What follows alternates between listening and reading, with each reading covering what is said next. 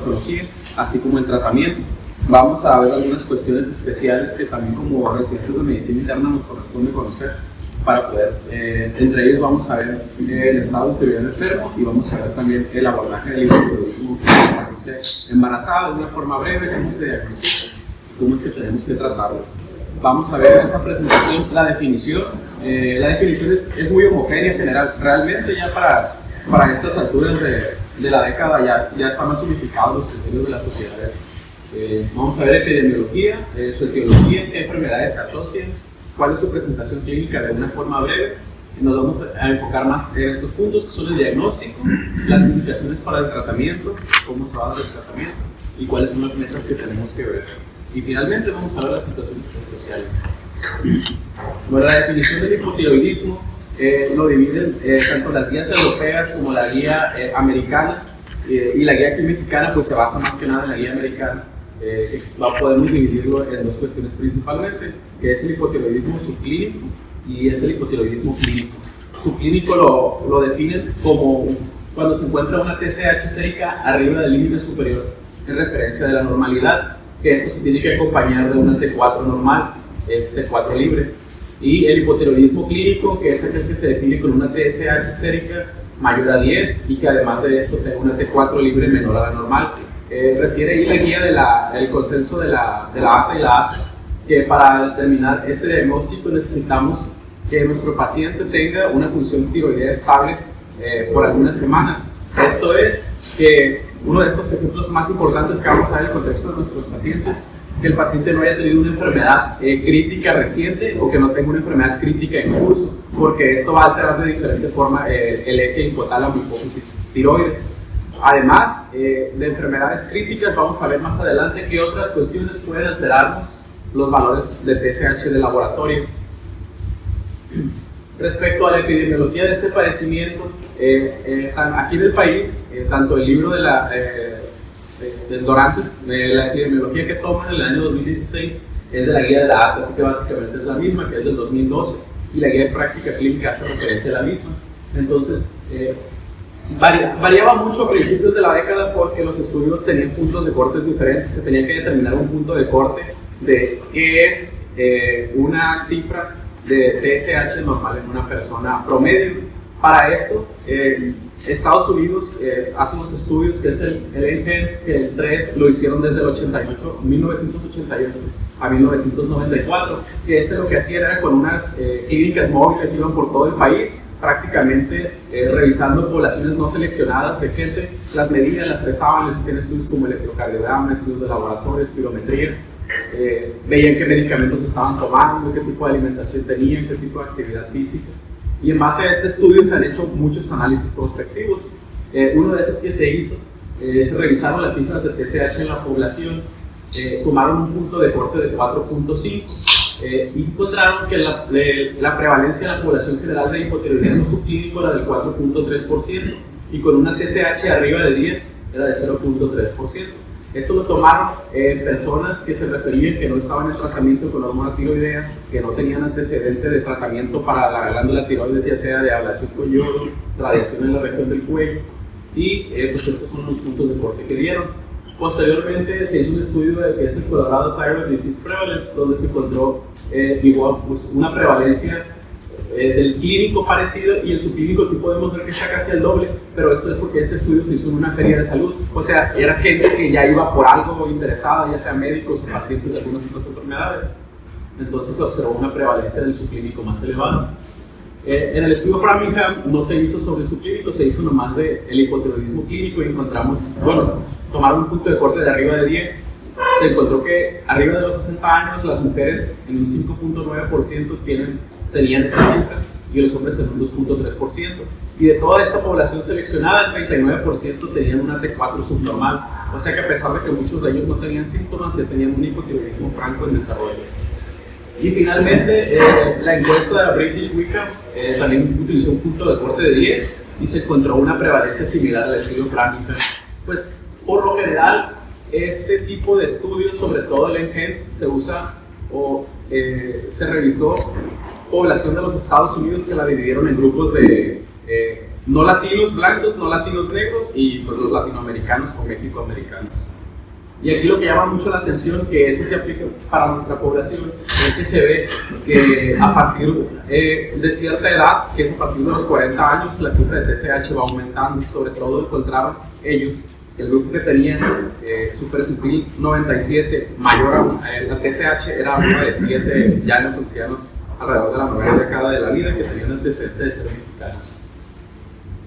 Para la etiología del hipotiroidismo, pues este se divide en su generalidad en primario y en secundario. Al hipotiroidismo central y el terciario casi siempre clínicamente se engloban como secundario, ya que clínicamente es difícil distinguir y no es mucha la utilidad que tienen distinguirlos uno del otro. El primario, la causa más común a nivel mundial es la deficiencia de yodo. En zonas donde ya la sal está yodada o hay una suplementación de yodo a la alimentación, la causa más común es autoinmune. Aquí dice una deficiencia de yodo, es la tiroiditis crónica autoinmune, también conocida como tiroiditis de Hashimoto.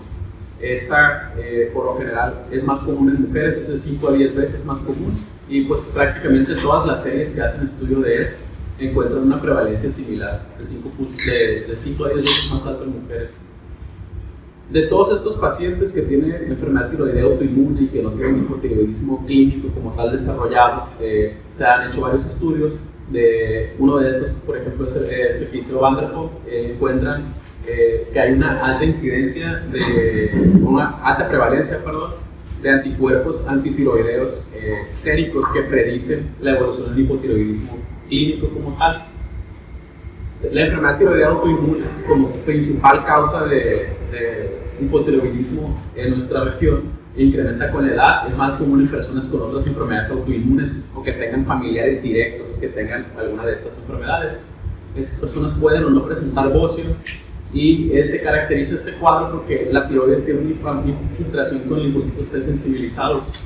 Por lo general, aunque la persona no tenga otra enfermedad autoinmune previo a su diagnóstico del hipotiroidismo, esto se debe a que hay se cree que es un defecto en el censo de los antígenos del organismo y se hace una sensibilidad cruzada, lo cual termina pues por atacar la glándula tiroides. Los anticuerpos tiroideos positivos que se encuentran, que mencioné en los estudios previos, son estos tres, los principales: antitiroglobulina, los antimicrosomales y los antirreceptor de TSH. De estos tres, los que se utilizan como predictores para el hipotiroidismo son estos de aquí, los antimicrosomales o antiperoxidasa tiroidea, que en los cuales, como vamos a ver aquí, se encontró que el 4.3% de la población que tenía estos anticuerpos iban a desarrollar hipotiroidismo a un año. Esto se estudió en personas que tenían hipotiroidismo subclínico, se les buscó estos anticuerpos y a un año es el porcentaje de pacientes que desarrollaron hipotiroidismo clínico como tal. Los que tenían anticuerpos antiperoxidasa tiroidea negativos, el 2.6% lo desarrollaban. Mencionan ahí las guías que de esto de qué nos sirve o pues qué aplicación clínica le vamos a dar. Pacientes que tengan hipotiroidismo subclínico, pacientes que tengan bocio firme difuso, pues se puede buscar intencionadamente los anticuerpos TPO. Esto sobre todo para ver si tienen riesgo o cuál es el riesgo de desarrollar hipotiroidismo clínico al siguiente año. También, aunque no hay consenso, no hay recomendaciones así establecidas como tal, no tiene un nivel de evidencia como tal, nomás de hecho están listados así más en las guías. Hay que pedir, se recomienda pedirles a estos y estos. Se mencionan estos pacientes que tengan otras enfermedades autoinmunes, sobre todo diabetes tipo 1, enfermedad de Addison, pacientes que tengan alteraciones del nacimiento como síndrome de Down, síndrome de Turner, uso de fármacos. Los fármacos son un grupo muy extenso, ¿no? Pero ahí actúan por diferente forma. Por ejemplo, los fármacos como el interferón lo que hacen es que facilitan la sensibilidad cruzada del sistema inmune, que se desarrollen autoanticuerpos. Por ejemplo, la miodarona pues tienen altas concentraciones de yodo en los antitiroideos y el litio pues disminuye la funcionalidad de la glándula.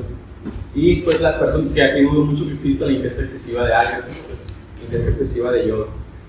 De hecho, hay los nutriólogos cuando manejan, por ejemplo, el control de la ingesta de vegetales, a las algas les ponen una cantidad así límite al día, que son como 25 gramos me parece, por la cantidad de yodo que tienen.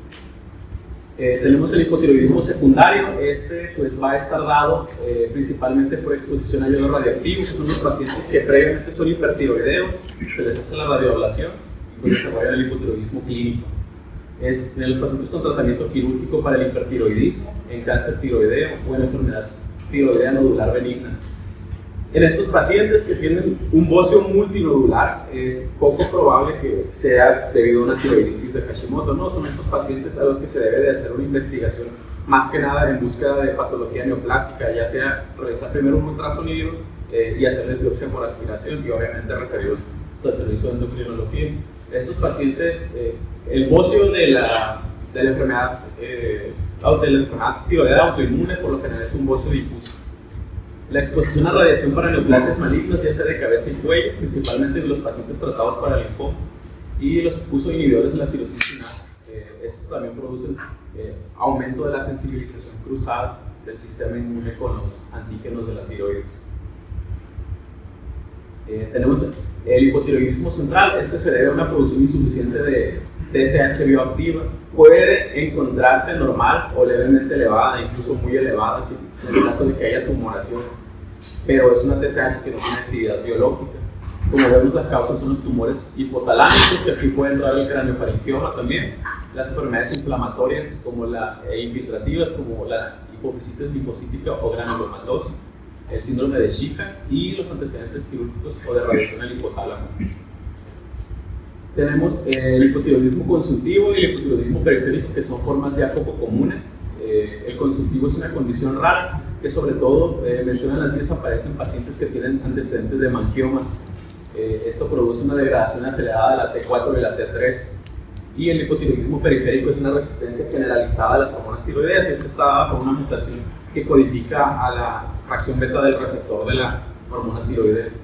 Estas son las enfermedades autoinmunes más comúnmente asociadas con el hipotiroidismo, y es importante que conozcamos esto porque el paciente que a veces llega con astenia, dinamia, con un cuadro muy inespecífico que puede hacernos que lo primero que hacemos es buscar, o que tenemos que buscar, además de alteraciones nutricionales, de buscar anemia o de buscar, sobre todo pues, por el contexto clínico del paciente, neoplasias. Si tenemos que el paciente tiene antecedente, tanto personal como familiar directo, de una enfermedad autoinmune, pues tenemos que buscar intencionadamente hipotiroidismo. También se mencionan ahí varios grupos de enfermedades donde son raras, pero sí se encuentra asociación entre estas enfermedades autoinmunes, que se conocen como síndromes de endocrinopatías múltiples autoinmunes. Sí, poliglandulares. Estos pacientes, por ejemplo, el tipo 1, presentan, además de esto, enfermedad de Addison, hipoparatiroidismo y candidiasis mucocutánea. Estos pacientes, los del tipo 1, por lo general presentan cualquiera de estos primeros, sobre todo enfermedad de Addison, antes de desarrollar la tiroiditis. Entonces, más que nada, nos sirve también como predictor para que vayan a desarrollar este problema. Y el tipo 2 también nos da diabetes mellitus y solamente enfermedad de Addison con tiroiditis autoinmune. Las manifestaciones clínicas del hipotiroidismo, como vamos a ver, son muy variadas, son poco específicas. Hay unas que son muy comunes, hay otras que son muy poco conocidas. En el resumen que les anexé ahí, pues hay un desglose específico de cada uno de los aparatos y sistemas. Como esta plática es más enfocada en diagnóstico y tratamiento, pues se los quise dejar más que nada ahí. Y cuál es la base fisiopatológica de cada uno de ellos, porque causa alteraciones a nivel metabólico, a nivel del sistema nervioso, además de las que ya conocemos. Las más comunes son la piel seca y la intolerancia al frío, así como la fatiga, además de los cambios de voz, los calambres, la constipación, pacientes con astenia, pacientes con adinamia, sobre todo desarrollan más episodios con tendencia a los trastornos depresivos.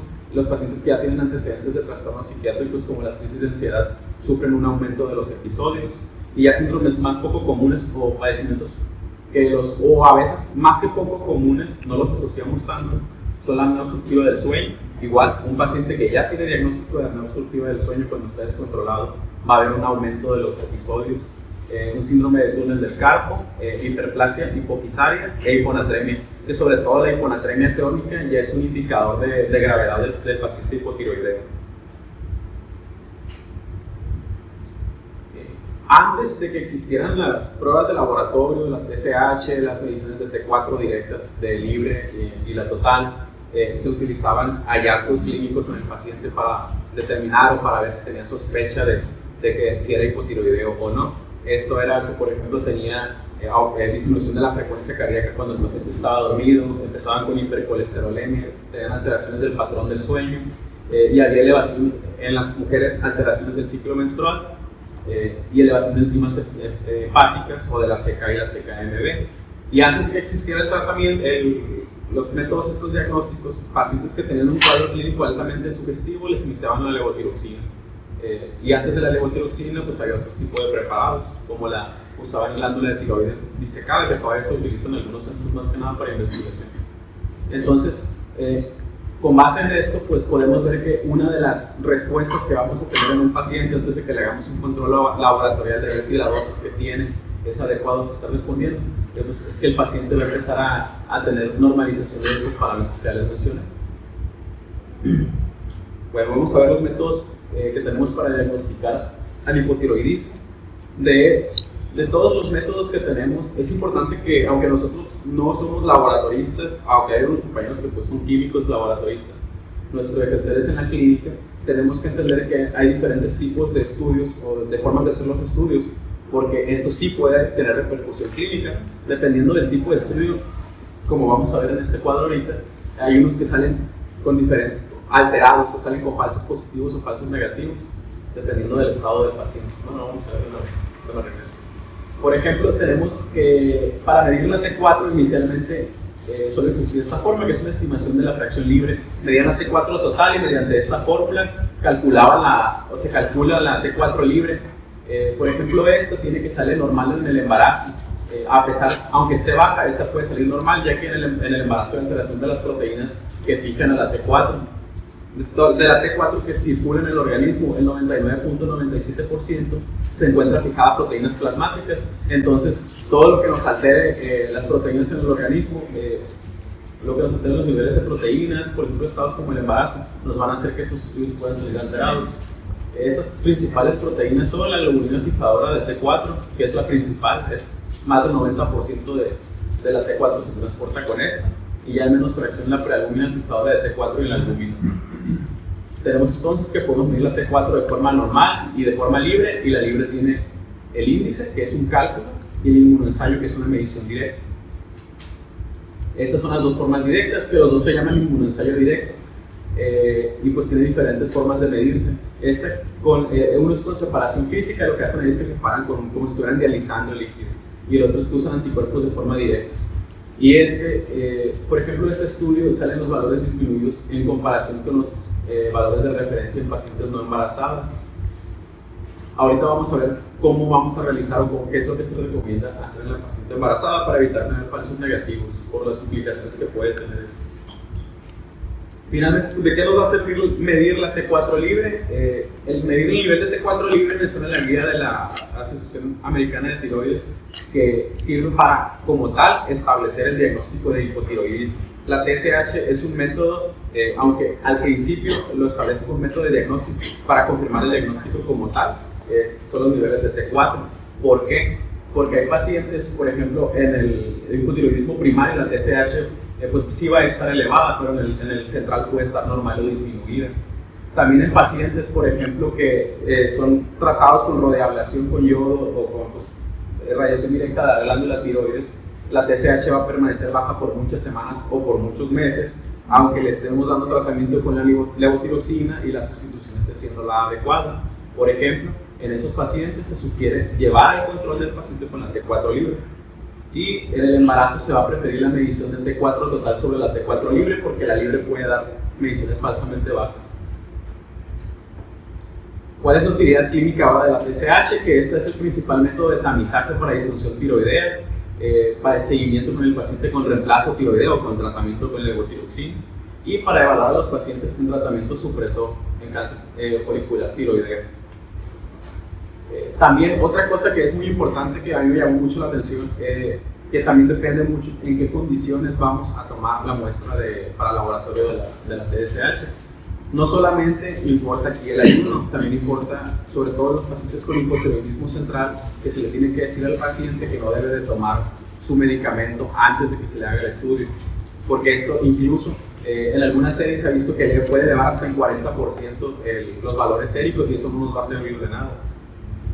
Contra este estudio que hace referencia en la guía ahí, que aunque es de 1986, es un estudio de fisiología en el que agarraron a varios pacientes y lo que hicieron fue determinar hicieron unas curvas donde se veía cuáles son los niveles o la variación que tenía la TSH con el ciclo circadiano.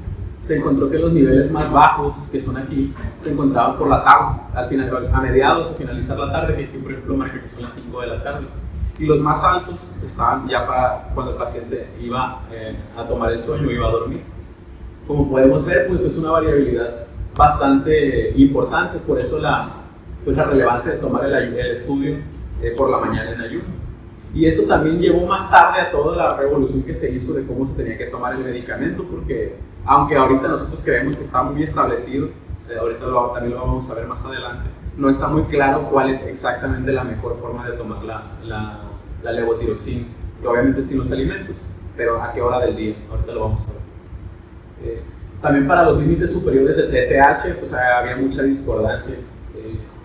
El estudio, el ENGES, el tercero, que es el que les describí ahorita, encontró que el límite superior en pacientes sin enfermedad tiroidea ni tratamiento sustitutivo era de 4.5. Lo que hacen aquí, pues miden a todos y lo que está arriba de la percentila 97.5 ya no es normal, y después le sale 4.5.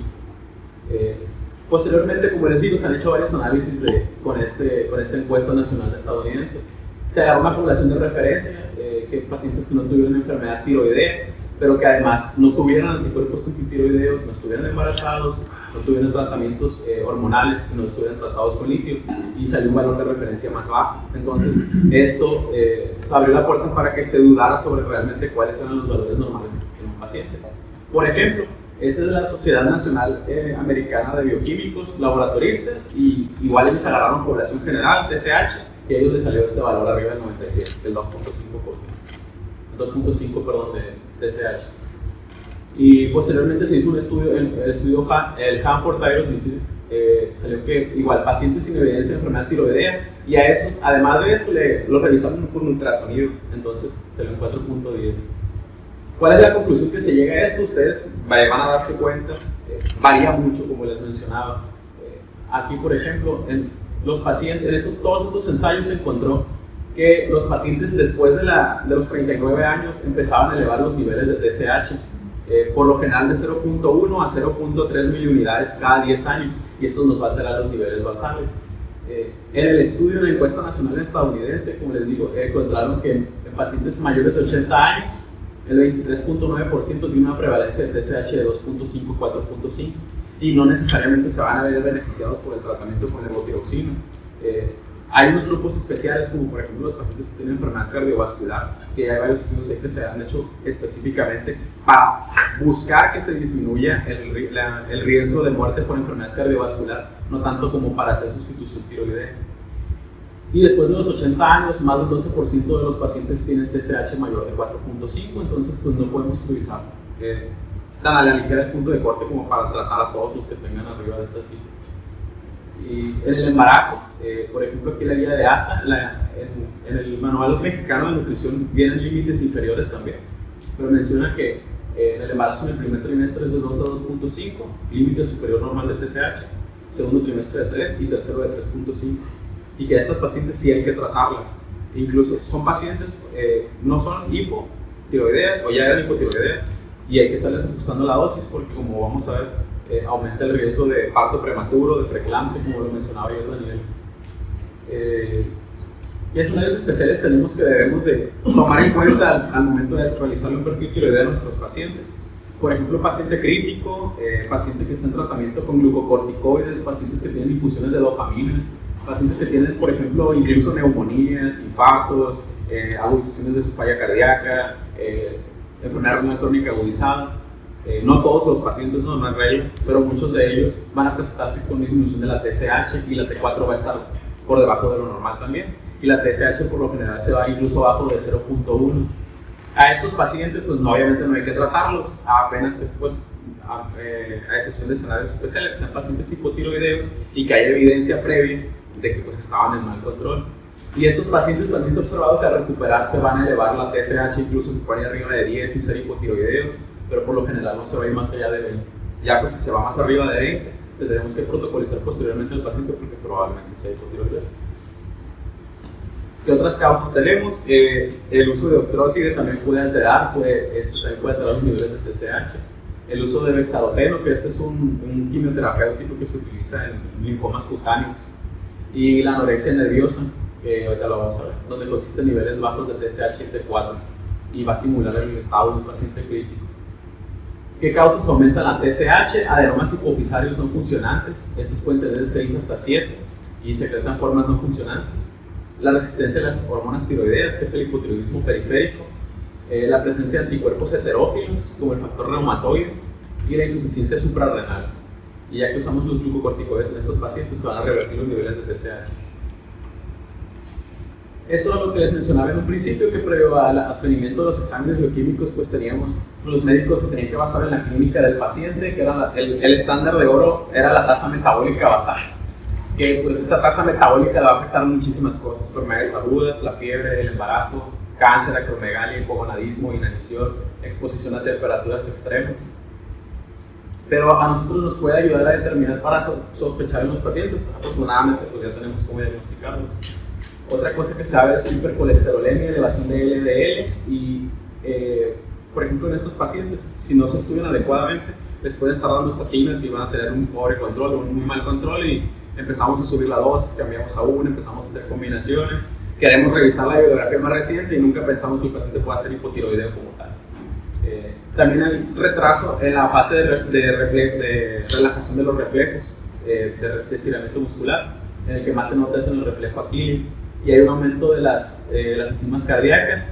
Esto es por aumento de la fracción que este se va a observar como aumento de la CK total, sin que el paciente tenga antecedente de enfermedad cardíaca o sin elevación de las troponinas.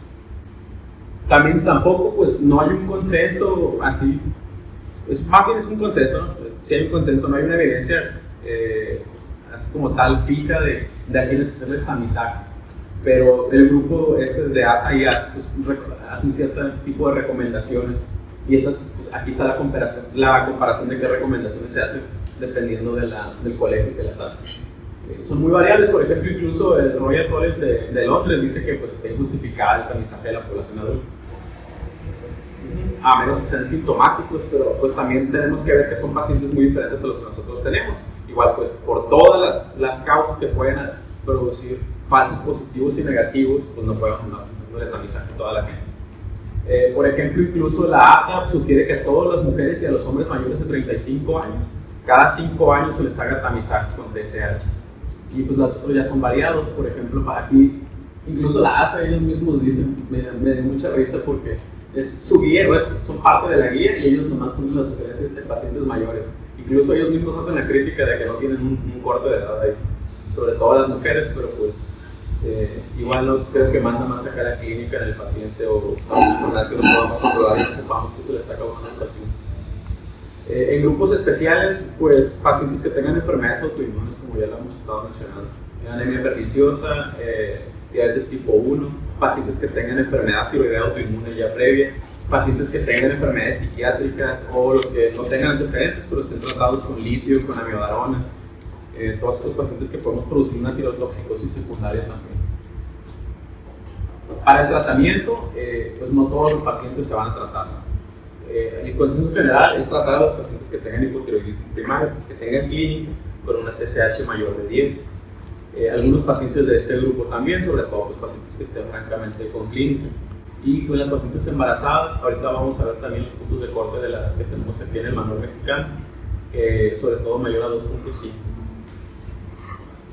La levotiroxina, la dosis, vamos a iniciarla en un paciente que tenga indicación de tratamiento. La dosis se prefiere sobre el peso ideal, porque pues obviamente el peso graso, el tejido adiposo no tiene un metabolismo basal como lo tiene la masa magra, entonces es el mejor predictor del tratamiento. Por lo general, la dosis estandarizada, que no es estandarizada, o la dosis recomendada con la que se sugiere calcular es a 1.6 microgramos por kilo. Dependiendo de la edad, va a depender más del peso que de la edad, del género y del tamaño corporal. Y por lo general las mujeres, para tener un mejor control, van a tener una dosis más alta que los hombres. Pues ¿qué vamos a hacer? Le calculamos la dosis al paciente y se la damos así de lleno. Pues no podemos iniciarla de golpe la dosis de la levotiroxina. Los pacientes, apenas que sean pacientes sanos, refiriendo no tengan muchas comorbilidades, que estén jóvenes, que no tengan factores de riesgo cardiovascular, les pueden iniciar la dosis plena. Pero los pacientes, por ejemplo, los ancianos, pues hay que iniciárselas, se sugiere allí que con un total de 25 a 50 microgramos al día. Que los pacientes que tengan subclínico o que tengan tratamiento reciente contra la enfermedad de Graves, iniciárselo de 25 a 75 microgramos día. Los pacientes, por ejemplo, que ya tengan ausencia quirúrgica de la tiroides o que tengan hipotiroidismo central, van a necesitar más dosis eventualmente, pero es muy importante que iniciemos o calculada por el peso a este porcentaje, o que no intentamos iniciarle dosis, de si tiene central, le voy a iniciar lo que le toca y más. ¿No? Porque también una de las metas del tratamiento pues, es evitar el sobretratamiento del paciente. Por ejemplo, esta guía de la Journal Europea de Tiroides del 2013 habla sobre el manejo del hipotiroidismo subclínico. Ellos hacen una recomendación hicieron esta recomendación, hicieron este ensayo con TSH de 4 a 8, de 8 a 12 y de mayor a 12 les dieron estas dosis a los pacientes. Y ellos observaron que pues, después de 2 meses de tratamiento, la mayoría de los pacientes o no requirieron un ajuste que les hicieran a su dosis o requirieron un ajuste mínimo para alcanzar el estado tiroideo. Entonces ellos en esta guía hacen esta recomendación y tenemos pacientes con estas dosis, pues con estos niveles de TSH les podemos iniciar con estas dosis estandarizadas. Obviamente hay que individualizar pues, dependiendo de las comorbilidades del paciente. En la cardiopatía isquémica se sugiere iniciarlo, pues lo que yo conté que se sugiere iniciarlo a 25. Sobre todo, obviamente, si son pacientes ancianos, hay preparados que la verdad no sé si existen aquí en México de 12.5 microgramos, no sé si existen aquí. Pero los ajustes de la dosis pues se requieren, o se recomiendan hacerlos de 12.5 en 12.5 o de 25 de no contar con esa presentación.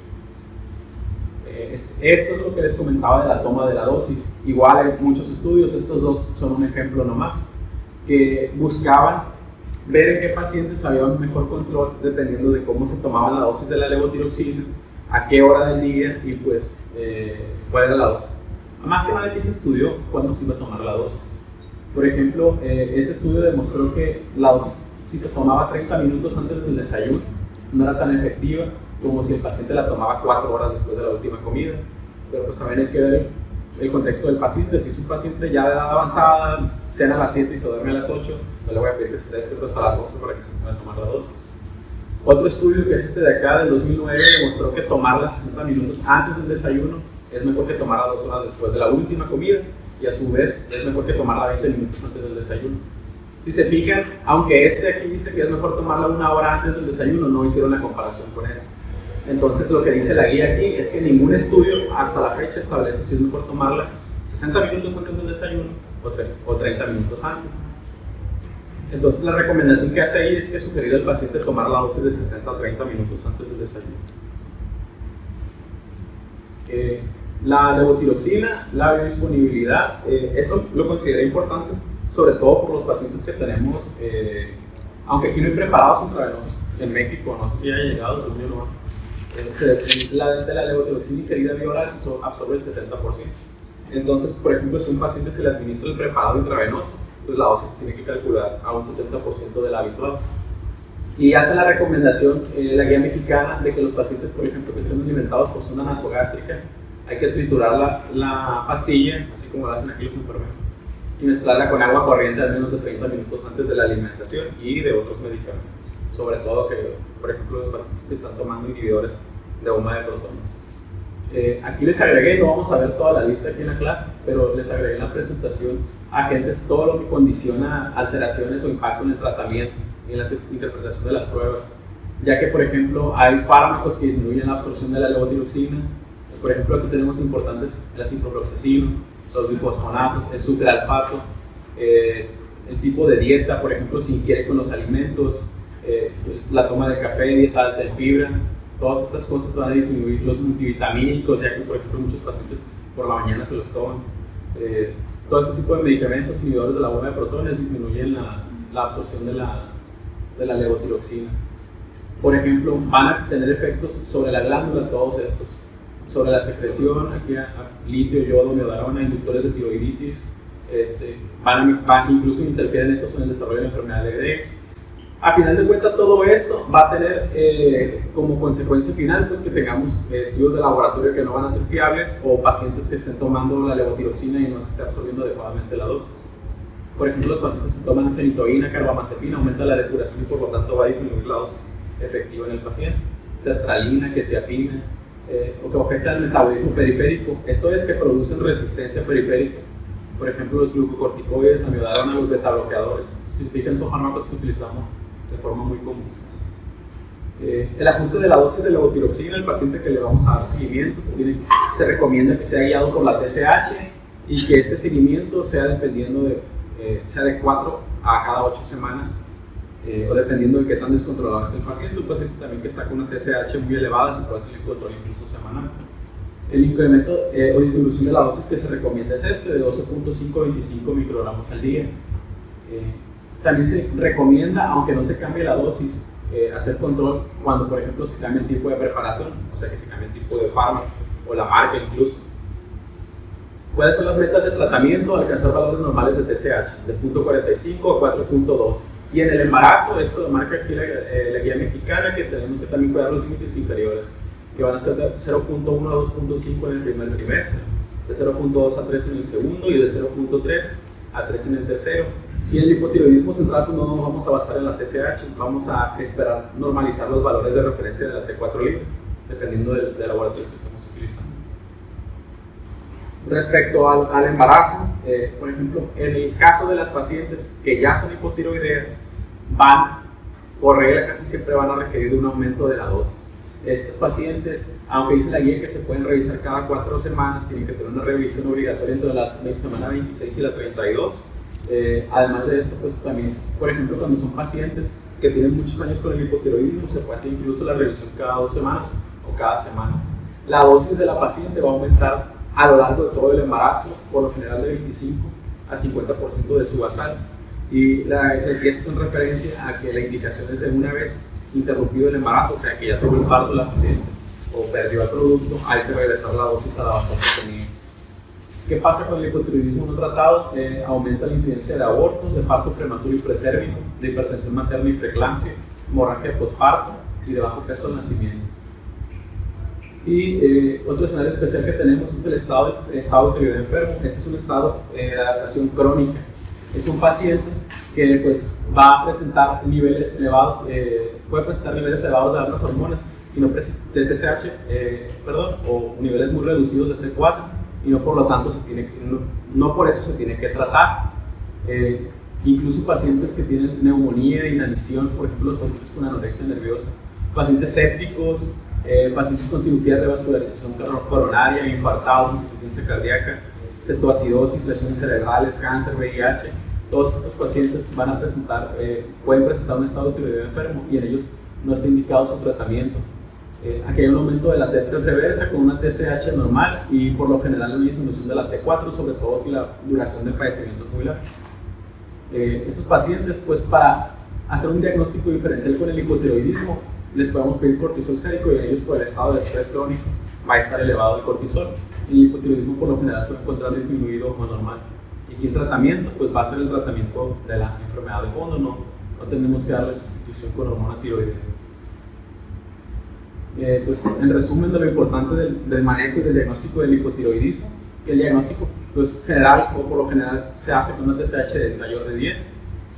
El tratamiento se debe iniciar con la dosis calculada por peso ideal, haciéndole los ajustes pues, en las poblaciones especiales.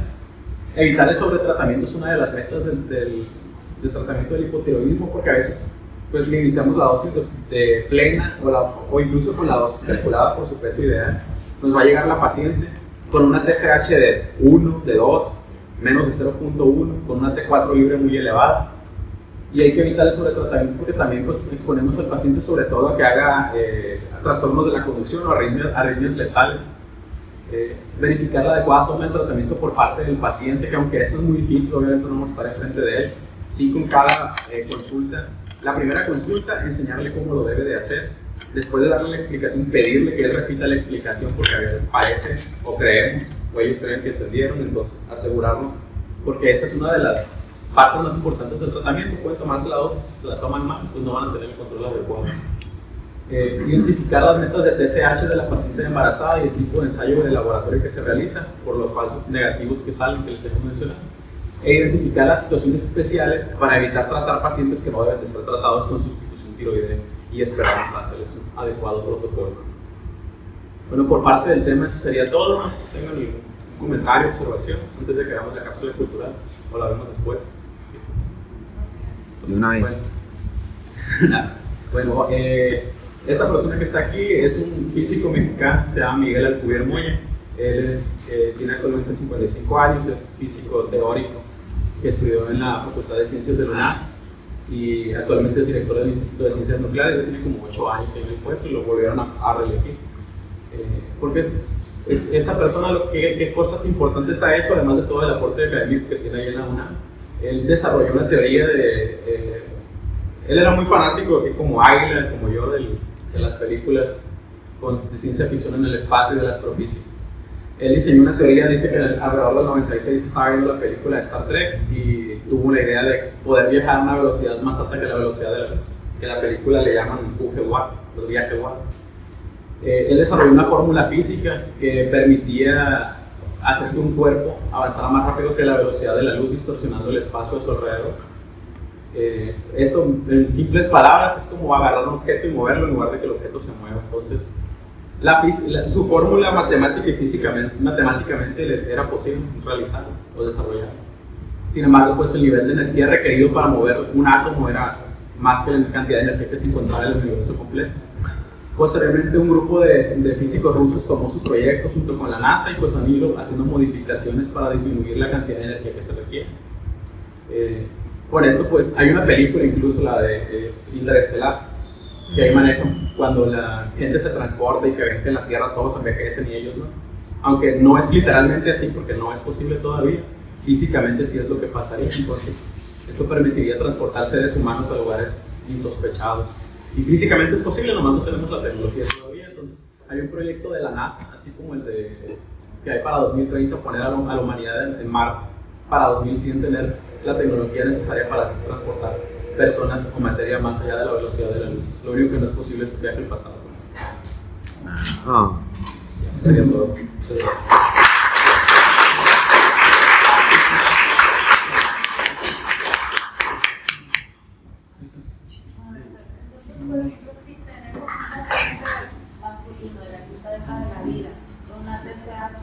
De 8 que no tiene síntomas, ¿le va a iniciar o no iniciar tratamiento? Pues los pacientes, dependiendo de la clínica que tengan, ¿sí? Por ejemplo, en este tipo de situaciones o este tipo de escenarios, si el paciente no tiene enfermedades o no tiene comórbidos, lo recomendado es estarlos vigilando. Si el paciente, por ejemplo, es un paciente con sobrepeso, que es diabético, es hipertenso, tiene enfermedad coronaria, o es un paciente que simplemente tiene dislipidemia, hiperuricemia, esos pacientes sí se recomiendan en estos escenarios el tratamiento, siempre y cuando pues, una dosis ajustada para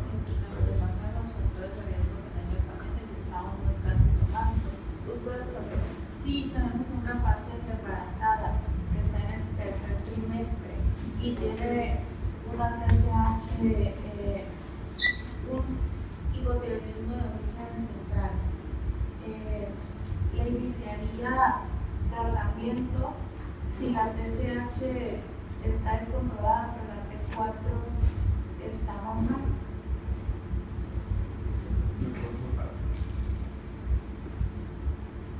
Libres. Debe ser tratamiento, va a ajustar la dosis, ¿qué va a hacer?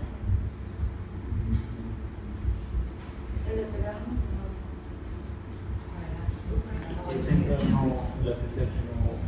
exactamente, porque ahí es lo que nos vamos a basar en esa parte 4. Usted, doctora, y si es un paciente de la octava década de la vida que tiene una TSH en 2 y tiene antecedentes de ser cardiópata, ¿cómo va a iniciar el tratamiento?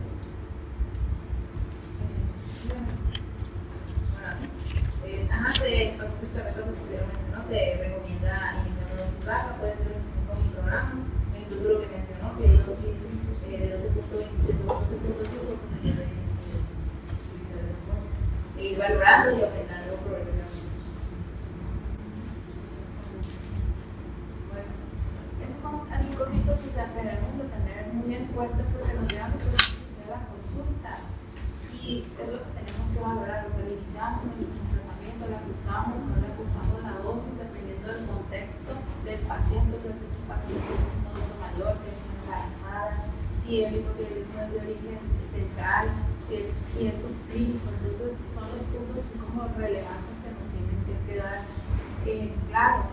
Y si, por ejemplo, si su paciente no se tomó la dosis de levotiroxina de la mañana, ¿qué recomendación le va a hacer? Si le dice, ¿me la puedo tomar?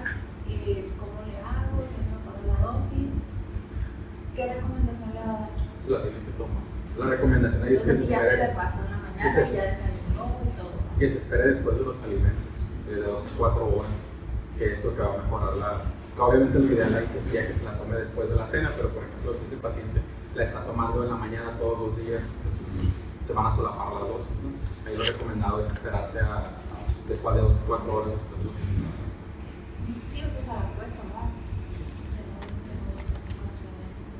Mira, en caso de los alimentos que no están recomendados en los pacientes con problemas de hipotiroidismo, ¿qué recomendación nos haría? Los alimentos que no se sugieren en pacientes con hipotiroidismo. Por ejemplo, los altos en fibra o la dieta de fibra. No comprendo.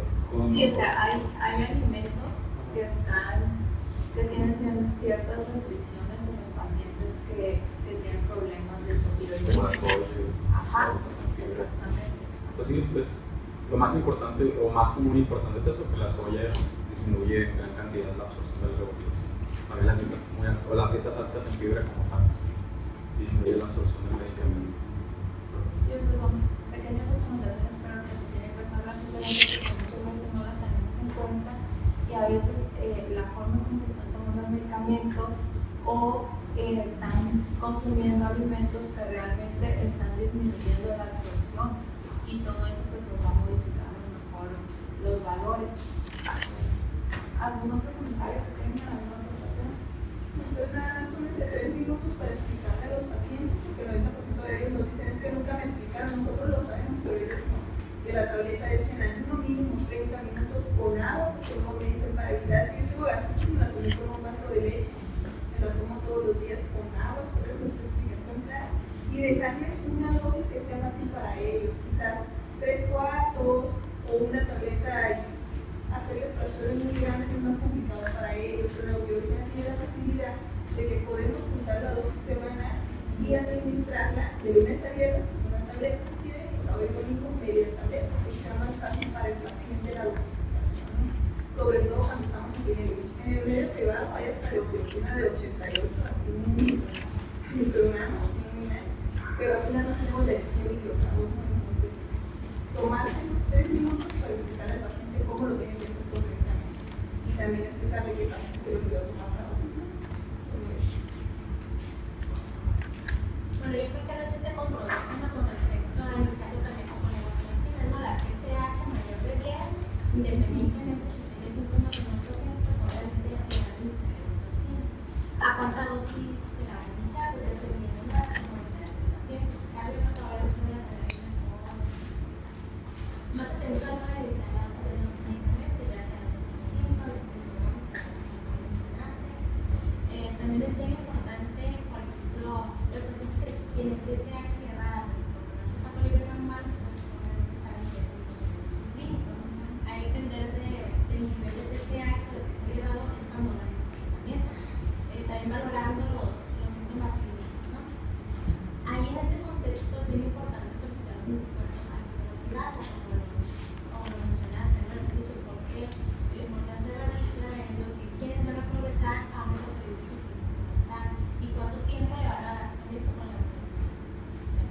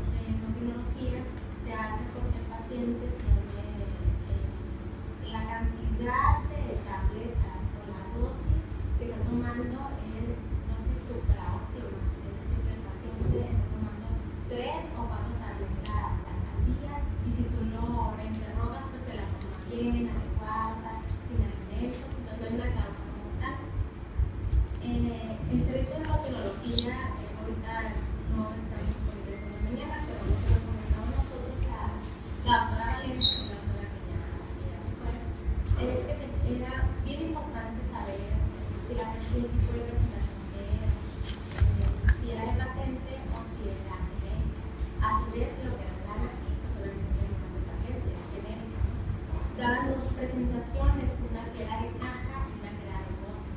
Entonces, en eso radicaba nada más en el que el paciente pidiera la absorción.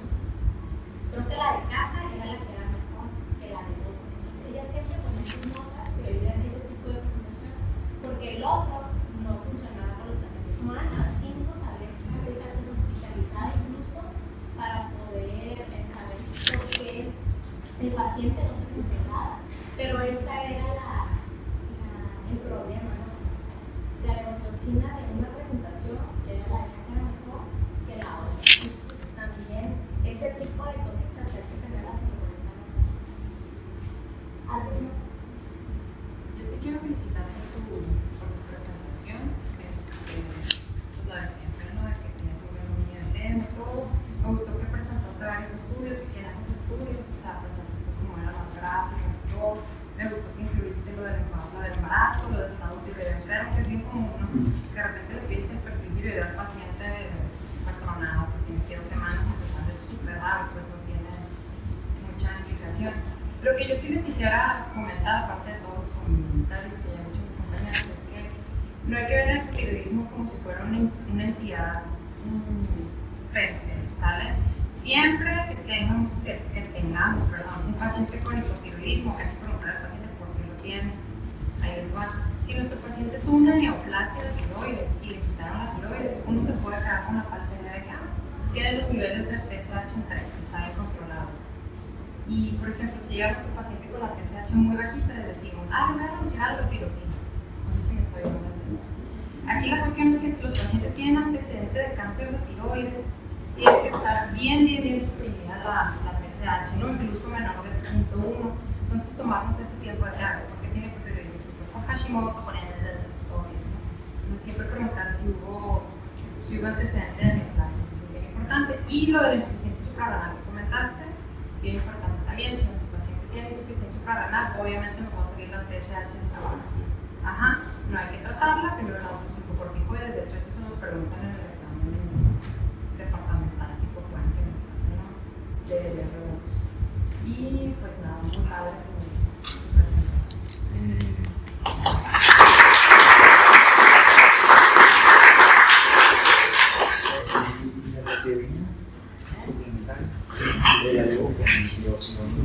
Sí, las menciónalo. Que a mí me han mostrado superioridad. Carnal, ¿sirvió el maquillaje, no?